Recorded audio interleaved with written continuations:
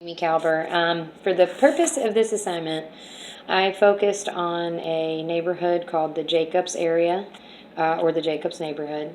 I'm in Louisville, Kentucky, and the Jacobs neighborhood is a small pocket in Louisville's South End. And if you're at all familiar with the area, the borders of this neighborhood are Berry Boulevard to the north, Taylor Boulevard to the east, Waterson Expressway to the south, and 7th Street to the west. Now, this area is not a wealthy area. According to citydata.com, we're looking at 2 to 3 bedroom homes, property value around $60,000. It's a working class neighborhood. There are a lot of single moms, and to put it in perspective, there is like 9% of single moms within Kentucky, the entire state, and it's 19% just in this neighborhood. Also, 35% or so of the adults that are residents of Jacobs are, without even a high school diploma. And that percentage goes lower the higher the education goes. There's not very many with masters or bachelors or, of course, anything higher than that. Now, in recent years, the crime for this area has skyrocketed. It was over the last couple of decades, it's gotten a little worse, but it has recently increased at such alarming rates that the residents decided to do something about it. So, according to crimemapping.com, just in the 4 weeks prior to when I started this assignment, there were 87 reported crimes. Most of them were violent or felonious, and they involved things like arson, physical and sexual assaults, drugs and alcohol violations, DUIs, frauds, homicides, auto theft, other forms of sex crimes, theft, vandalism, vehicle break-ins, and weapons charges. Those were the most common. That doesn't include all of the observed drug activity, squatters, abandoned and unsightly homes, and the overdoses that are almost a daily occurrence. Lastly, within about a 1 mile radius, there are 72 registered sex offenders according to the Kentucky State Police Sex Offender Registry. And this is also an area that has a park and a couple of schools, but they have a 1,000-foot rule. So it's almost appears to these residents as if, and to me, as if it's becoming a dumping ground, for sex offenders for some reason. So there's a woman, I'll call her Angela for the purpose of this assignment, but she, moved into this neighborhood a few years ago and was quickly alarmed. So while there had been like an informal group of people who kind of tried to watch out for each other, and they met infrequently, she organized a more structured approach and started having regular meetings once a month at a local pizza parlor, and has now created a Facebook page, and it's to address the crime and the social disorder that is occurring in this neighborhood. There's a lot of families, there's a lot of children, and people are afraid because even in the middle of the day at this point, and while they're sleeping, people have tried to come into their houses, kick in their doors, they're breaking fences, stealing from their sheds. Everyone is alarmed. So, with this, excuse me, the underlying cause of the problem, according to the research that I have found, back in 1942, Shaw and McKay developed what's called social disorganization theory.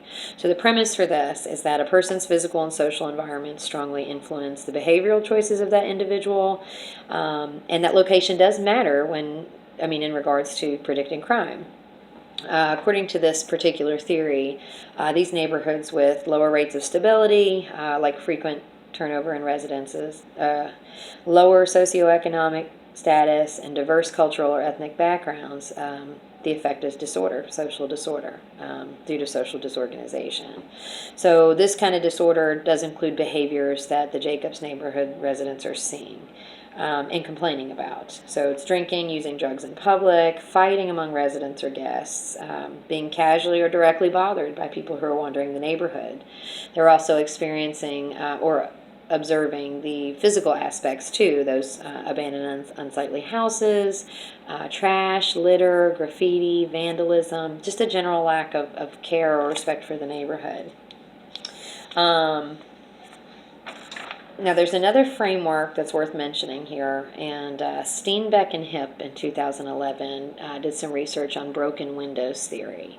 Um, Wilson and Killing actually came up with this in 1982, but based on the research that I found from Steenbeck and Hipp, broken windows theory basically states that when disorderly behavior goes unchallenged, over time, potential offenders recognize that particular area as a place without much authority and not much social control, and this allows them to move more serious crime in, which is what appears to have happened here. The development and maintenance of social ties and social cohesion is necessary to exercise the social control. Now, in this social change campaign, there was 3 major goals. The first was to reduce violent crimes. That is number 1 on the list, and ideally it would be to eradicate it totally, but to be practical and measurable and realistic, we're looking more to decrease it. Once community organizing efforts have begun, looking to decrease it by maybe 4 incidents a month within the first few months. Now, the second important goal would be to organize at least 3 educational trainings within 3 months for the neighborhood residents, the business owners of the area, and the landlords. And this would address things like crime prevention, personal safety, group cohesion, and why it's important, and introduce tactics to lower neighborhood crime. One major issue that seems to be present in socially disorganized neighborhoods, aside from the lack of social cohesion, is that residents often lack the knowledge or the resources regarding options that they have, alternatives that may exist, and learning what it takes to make a prevention or action plan. Now, the third and final goal for this social change campaign would be that the Jacobs Group should engage with at least 5 community partners over the next 60 days to assist in providing those resources, that knowledge, and influencing the needed changes. In 2012, Choi and Choi found that those kinds of partnerships served as a buffer for the residents, and outside support is imperative because it goes down to funding, guidance, protection, and helps to create and foster that social cohesion, which is desperately needed to regain social control. As far as community partnerships, the 5 that were most important were the Metro Police Department. Now, according to Telep and Hibden in 2018, the police are necessary. They can help deter crime just by simply increasing their presence. They're great for training residents, for informing the citizens of the laws, what's within their rights. However, because a lot of people in these areas they're not convinced that the police are really on their side. They're skeptical. They have some suspicion. They're not the best avenue in all areas, but they're more of a formal social control agent.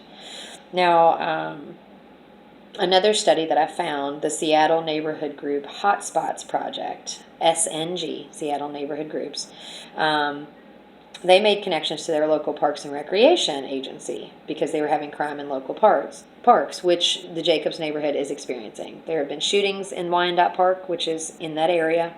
A lot of drug use, a lot of people sleeping in the park, minors being hurt or assaulted.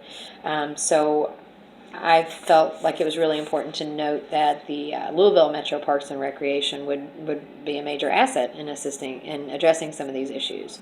They can help with analyzing crime data, building an infrastructure for community engagement, and it would really be a great place to hold events for the group and have movie nights or picnics or barbecues or just as a place for them to gather. Now, since this same group, SNG, had a history of success with neighborhood organization, it would make sense for us that a third partner for the Jacobs neighborhood could be the Center for Neighborhoods as an informal control agent. They focus on asset mapping, building on the positives that already exist. They are experienced in creating social cohesion, engaging the residents, and providing services that are necessary. Now, a fourth and another very important collaboration would definitely be codes and regulations. There's squatters, property violations like the trash and the junk piles, abandoned vehicles. They could help with reaching out to the landlords and property owners and kind of provide some education, some assistance. And lastly, I think it's really important to make sure I mention Metro City Council. This is District 15 for Jacobs. Jacobs neighborhood is District 15. And Kevin Triplett is the councilman for that area. Now, he could help with funding related to the renewal of neighborhood or interventions targeted at helping the residents to better integrate into the neighborhood and the society as a whole. And the residents would have access to some data, resources, and networking. According to Choi and Choi, again in 2012, those collaborative partnerships serve as a buffer for the residents of when you have a socially disorganized community, and it is really important to have a supportive environment and connections that will help everyone voice their needs. Now, in communicating the message, I had two platforms. One is the social media page, which they already have, so that makes sense. But it's a way that they can continue to address the group and speak out with each other. And according to Pasek, Phillip, and Cook in 2017, something imperative when you're talking objectives is to balance social advocacy goals with individual needs, and this particular platform allows that to take place. Also, I created a slogan: don't move, improve. So that's something that definitely ties in with these residents and their high turnovers. They want to stay and stand their ground and help make the neighborhood a better place. That could be used as a hashtag. It could be used on a poster, and also segueing into the next platform in regular mail. On a large scale, that wouldn't be cost effective, but for such a small area, creating colorful flyers or eye-catching posters and putting that on there, that would be a truly effective way to reach the other residents and people who may want to be involved or get into participating with helping the neighborhood get better. So one thing to note just before I go is that they may want to avoid some fear tactics. This group is already scared enough, and what they really need at this point with social disorder is to get closer and form that social cohesion. So that is my focus. Thank you very much.